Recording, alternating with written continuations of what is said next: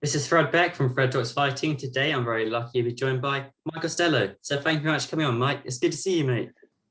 And good to see you, Fred. Thank you. So, Mike, you've recently just parted ways to the BBC and now you started working with Matchroom Boxing.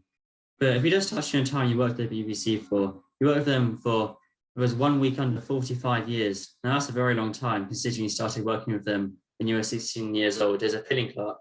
What can you remember about your time at the BBC? Because working with them for about 44 years is a very long time.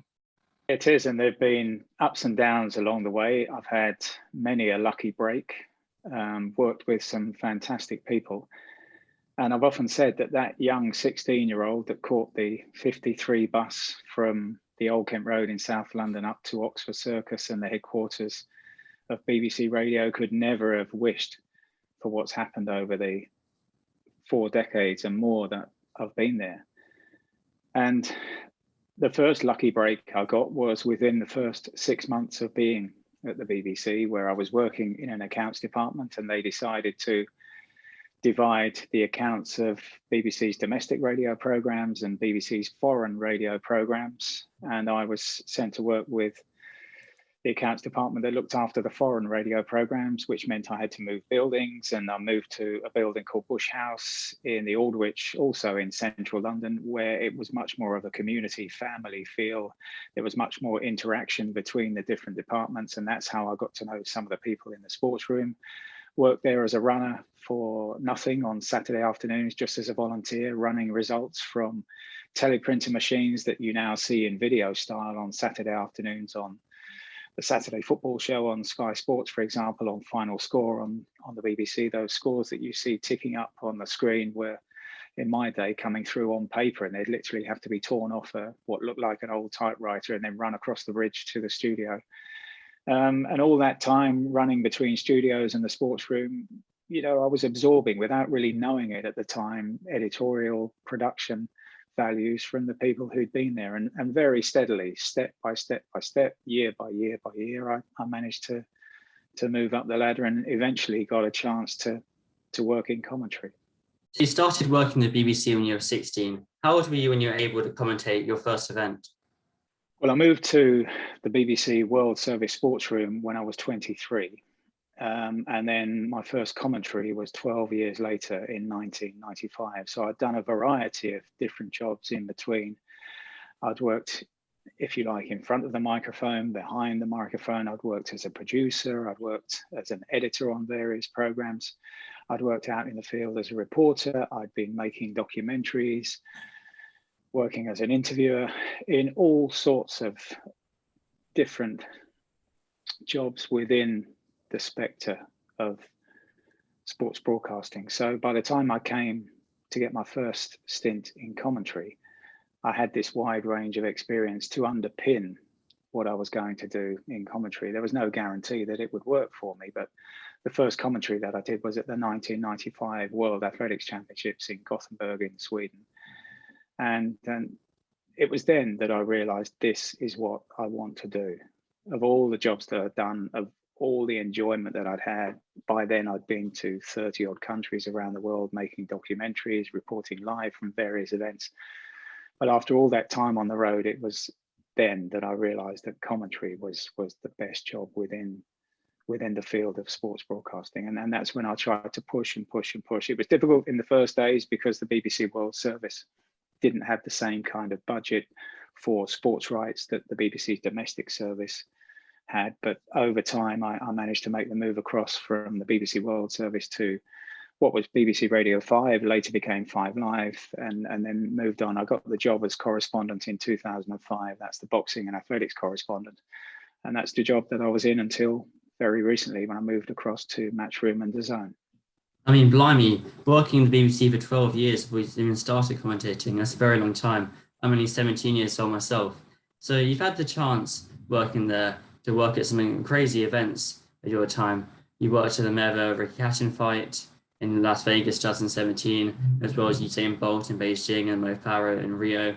What have been some of the most memorable events you worked at your time in the BBC?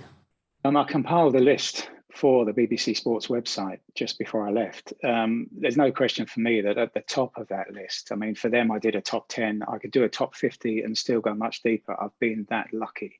And you talk about waiting for 12 years.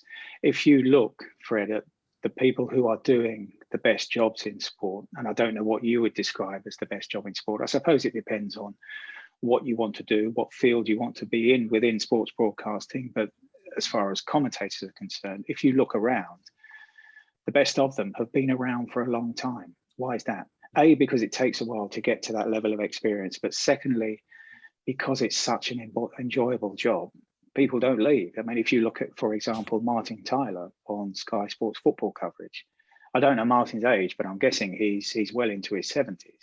And if you listen back to old World Cups or old European Championships, every now and again, Martin Tyler's voice will pop up. And you could say that across a range of sports. A lot of the people who are doing the best jobs have been doing them for a long time. There's a simple reason, because it might have taken them a long time to get there, but when they do get there, it's such an enjoyable way of life that they're not going to let it go. And getting back to the highlights, the top of my list is Super Saturday at London 2012, as somebody who was born and raised in London, to be commentating right there directly above the finish line for one of the great nights in British sporting history, and it will remain that way.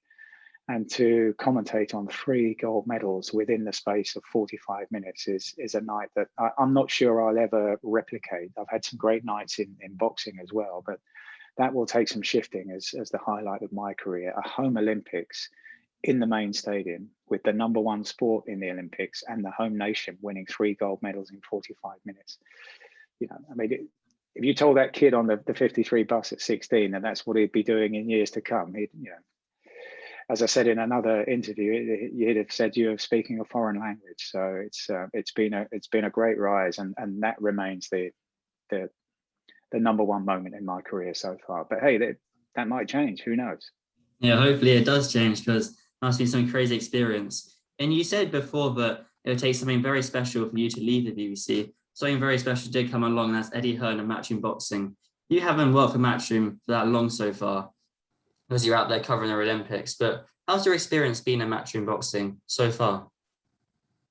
Yeah, well, I've worked with the people at Matchroom Boxing for a long time, because we've had various contracts with them down the years to cover their fights on BBC Radio. So I've got to know the staff within the media operation at Matchroom Boxing. I've got to know Eddie Hearn over the years, and I've seen how their operation works. I've seen how impressive it is, and how well organized they are from top to bottom. And so I knew that when I was making the decision. The big decision was weighing up what I'm leaving behind against what might be to come. And the biggest attraction was moving across to try TV commentary after all these years of doing radio commentary. And that, in the end, was what swayed it for me, the chance to do a lot of television commentary over a long period of time, whereas on BBC Radio at this stage, there were no guarantees as to what would be happening over the next 12 months, over the next 24 months, because of restrictions on budgets. And so it was the chance to do sustained commentary.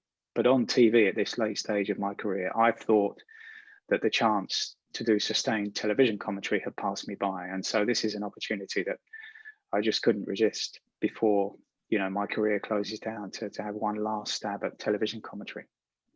So how did you find that transition from being a commentator on the radio and then being a commentator on TV? What was that transition like for you?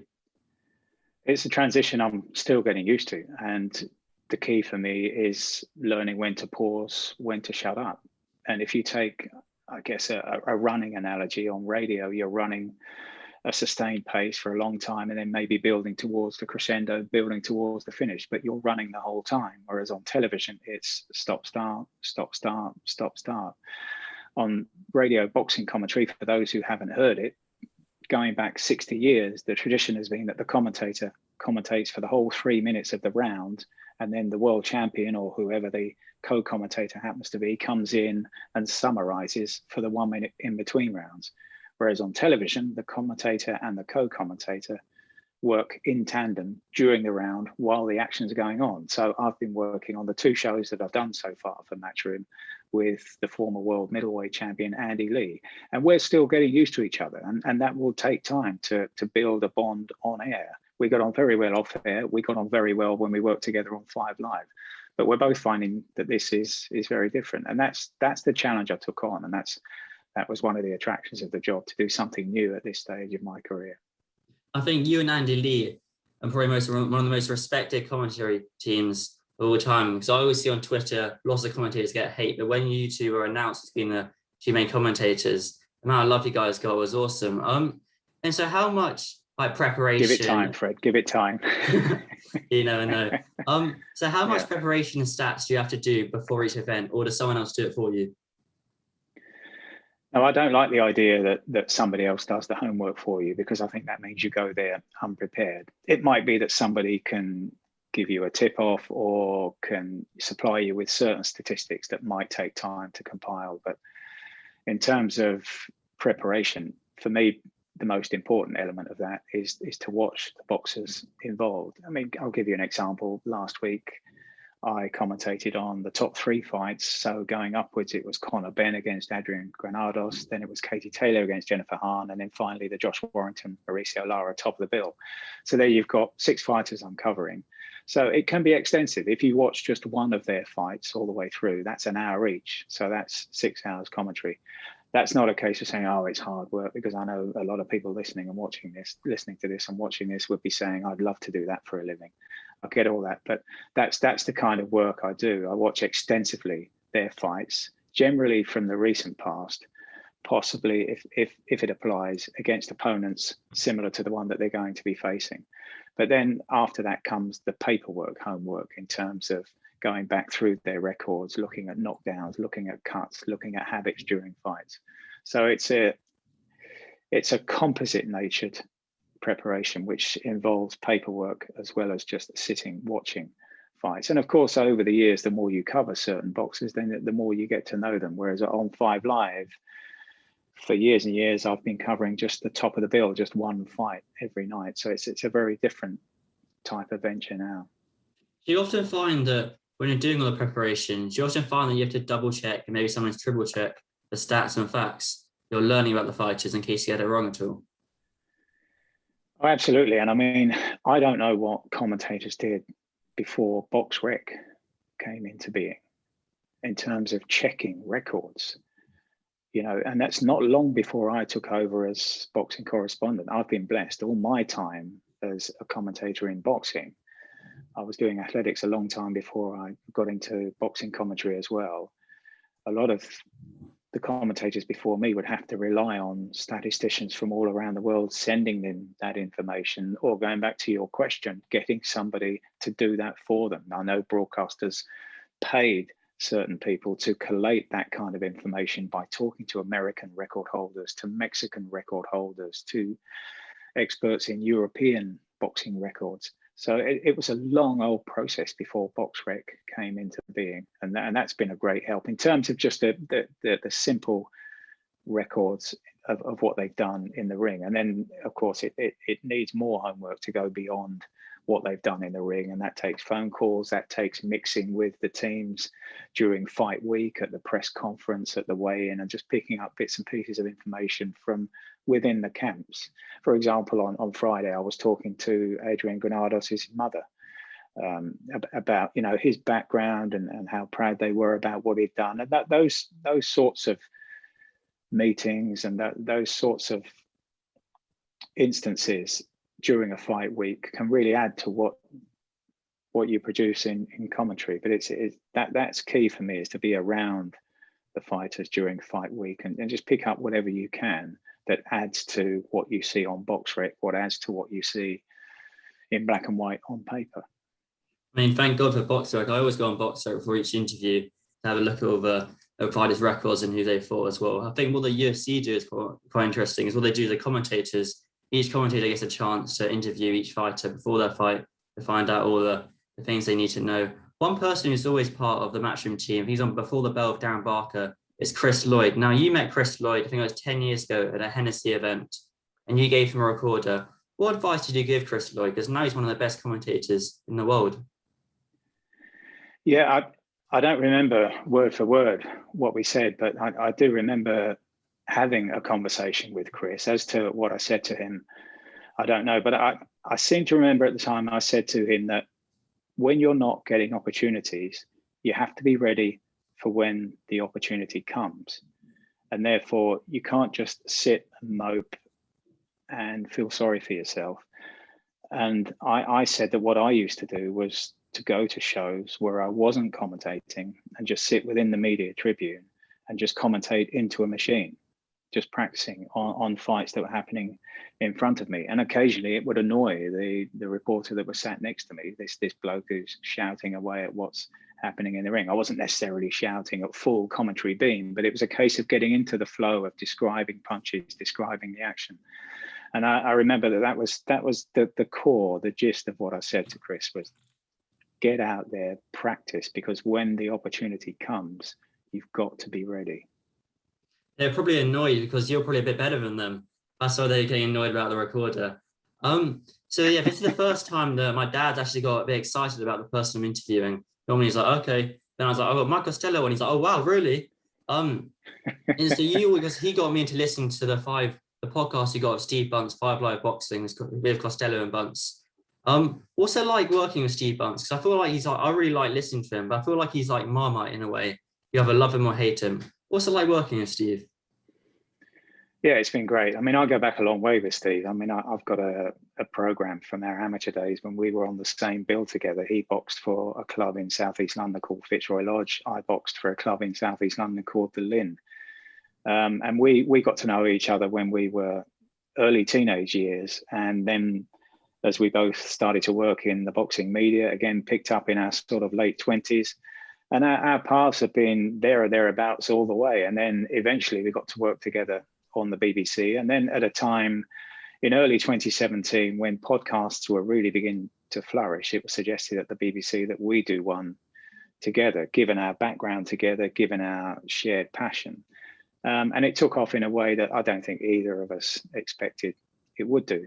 And it was very popular, very successful for those 4.5 years. And as it stands, it's in limbo, but we're still talking to both sides. Matchroom and DAZN are quite keen for it to continue. The BBC have got issues about impartiality, which I completely understand, given that I am now solely working for DAZN / Matchroom. So we're waiting to see how that will eventually work itself out. But it was a great time, and I'm a very different character to Steve. But even the people down the years that I've bumped into and said they don't agree with what he said, or they don't necessarily like the way he does it, they all say that he really does know what he's talking about. And that underpins what Steve does. You might not like his opinion. Does he get it right every time? No. Do I get it right every time? No. It's a crazy sport. Just look at the fight we covered at the weekend, Josh Warrington and Mauricio Lara. Was there a soul on the planet outside the Lara camp who told you that Lara was going to win in February? So that's that. We're in that mad sport. But Steve's been a joy to work with. And I think what was successful about the podcast was that we're very different characters, and that came across on the podcast. And I think the success of the podcast was around us being able to be ourselves in the way that you're not always allowed to, with the restrictions of airtime and having to go to certain interviews, having to go to news bulletins, having to go to traffic checks, weather checks, or whatever. Whereas on a podcast, you can just roam free and let the thoughts flow. So it's been great working with Steve, and I'm hoping that that at some stage will continue in the future. Yeah, I really hope it do. The podcast does continue with both you and Steve in the future as well. You're kind of like the calm in the storm in the podcast. I was watching an interview you did with Boxing Social a few months ago, and I was looking at some of the comments, and everyone was calling you the GOAT. Do you know what GOAT stands for? Yeah, great of all time. That's for now. That's for now, Fred, because over time, once people start calling you that, then that creates a kind of backlash. So we shall see. But it's been an amazing journey so far, and I don't think it's coming to an end anytime soon. Here's hoping, anyway. And so only one more question left. I don't take too much of your time, but what advice would you give to any future commentators or people trying to pursue commentary or interviews as well? What advice would you give them? What I would say, Fred, and I go back to the question you asked me about Chris Lloyd, and just to finish, I'll give you an example of how I'm not just saying this. This happened to me, and that's why I'm so keen when people like you ask me, you know, what is the best advice? It is be ready. And I'll just take you back to the 2002 Commonwealth Games. I was working for the BBC World Service, still waiting for that big opportunity where I could work full time in athletics or boxing or both in commentary. I was still doing this job where I was doing commentary at certain stages, but all sorts of other routine jobs by then away from commentary. And on the Monday night of the athletics program at the 2002 Olympic Games, my predecessor at 5 Live, John Rawling, lost his voice. And the producer came running up to me. I was in the row behind, waiting to do updates for the BBC World Service rather than commentary. I was just doing 30-second updates every half an hour. And he said to me, John's lost his voice. And there was half an hour to go until the start of the evening session. He said, what are you doing tonight? Because we need a commentator desperately. There's no one else here. And I said, well, I'm doing updates for the BBC World Service. He said, don't worry. We'll get somebody in to do that. We need you down here now. So I went literally down one row, sat in the position, put the headphones on, and did 3 hours of commentary for 5 Live, greatly helped by a huge team alongside me with presenter John Inverdale at the helm. And over the course of that 3 hours, managed to get the commentary done. And John Rawling didn't recover his voice. So I did the next 2 nights. So the last 3 nights of commentary I did at the Commonwealth Games in Manchester in 2002. And that was the first time that people beyond the World Service got an understanding of what I could do. And from that night, I was given opportunities all over the BBC over the next 3 years. And eventually, when John Rawling was headhunted by ITV, when they got into boxing in 2005 because of the success of Amir Khan turning professional, having left the Olympics the year before, and Joe Calzaghe was flying as the world super middleweight champion at the time, ITV decided it was time to get back into boxing. They headhunted John Rawling. And because of what I'd done in 2002 and had built on that, 5 Live decided that I was the natural successor. So going back to that point, I was ready on that night. I'd done my homework, I'd done my practice. So with half an hour to go, when the producer came up ashen-faced and said, Mike, can you come and do the commentary? I was ready to do it. So when my opportunity came, I was there ready on the night to take it. So even if it looks like, and I was crestfallen at that time, and I was lacking motivation, wondering when my chance would ever come. Because again, going back to what I said earlier on, John Rawling had been doing the job, it seemed forever, was never going to leave unless a better opportunity came, because it is such an enjoyable way of life. And I was just lacking in motivation, thinking, well, when's this chance ever going to come? So even when you are starting to lose hope, remember, just be ready, because that chance might come. Well, that's some good advice. Always be ready. So I've got to hope that Laura Woods, who does interviews in Matchroom, I've got to hope Laura Woods loses her voice then, basically. yeah. But whatever the field you want to go in, if presentation is what you're thinking about, then practice. Like, you know, you're staring into a camera today, staring into a camera as if you're presenting a show. Turn to a mate of yours or your dad and interview them, and then turn back to the camera, and then pretend that the fight that you've linked to, or let's say, for example, you're talking to your dad as if he's Tony Bellew. Then you turn to say, now let's link up with such and such a trainer in New York. And that trainer's not there. Practice for that. Practice for the link going down. Well, we can't go to that trainer at the moment, so let's turn to Tony Bellew again. Practice for mishaps, because it's much easier. When everything's working, you can get it done. You find out who the best are when it's not working. So practice for the mishaps as well. You hand to ringside and the commentators don't pick up because the commentators got sound problems or vision problems or whatever. So you've got to pick up again, and the producer's saying, talk, just pick up, hold it. So practice for stuff like that, because I'm not saying it's easy, but it's a lot easier when everything's working. So practice for the times when it won't be working. And as I say, just stare into a camera, keep talking. And just imagine the producer said to you, we can't go to ringside. There's a problem with the technical situation. So we can't talk to Mike just yet. Keep talking for a minute and do that. Just talk for a minute about the show that you're presenting. You should have done your homework. So you should be able to talk about Conor Benn, about Katie Taylor, about Josh Warrington. You should be able, if you've done your homework, you should be able to talk for a minute into that camera. So things like that, Fred, just make sure, again, going back to what I've said, make sure you're ready. Okay, that's perfect advice. And I see what you mean about practice. That's quite interesting what you say about practicing for the mishaps, because mishaps probably come more than people expect them to. Times when the mishaps are coming that you don't know they've even happened. You know, Laura will get a message in her ear that, you know, that she can't go somewhere. And if she turns and there's a look of panic, then you'll realize something's going on. But the best of them will just turn back to Tony Bellew or to Andy Lee and keep the conversation flowing. I can tell sometimes when I'm watching BBC News, Sky News, I can tell when the newsreader is being told that link is not there yet. I can see that kind of the freeze on their face and they're thinking, where do I go now? Even the best of them. So that's the key, Fred, be ready. Oh, okay, so I can guess then when when they're very experienced, they don't really get freeze on their face. But when they're not very experienced at all, they must get a bit nervous. All right, Mike, thanks so much. And then over time, the best of them, Fred, can make a joke of it. You know, make a laugh of it and say, "Oh, God, the engineers got it wrong again," that kind of thing. You know, just and make a joke of it. I remember a great TV presenter from my era. Your dad would know him, Des Lynam, was at the Commonwealth Games once, and suddenly the screen just went blank, and it was just a fuzzy screen. And then they came back to him in the studio, and you can imagine like the producer and director was screaming, "Oh, just pick it up, Des, pick it up, hold it, Des, hold it, Des." And it came back to the screen, and it was as if he was sat on his sofa on a Sunday afternoon, and he just said, "My screen looked like it was snowing then, did yours?" And I just thought that was so natural, you know, and he just kept it going with the guest in the studio. So there you go, Fred, be ready, mate.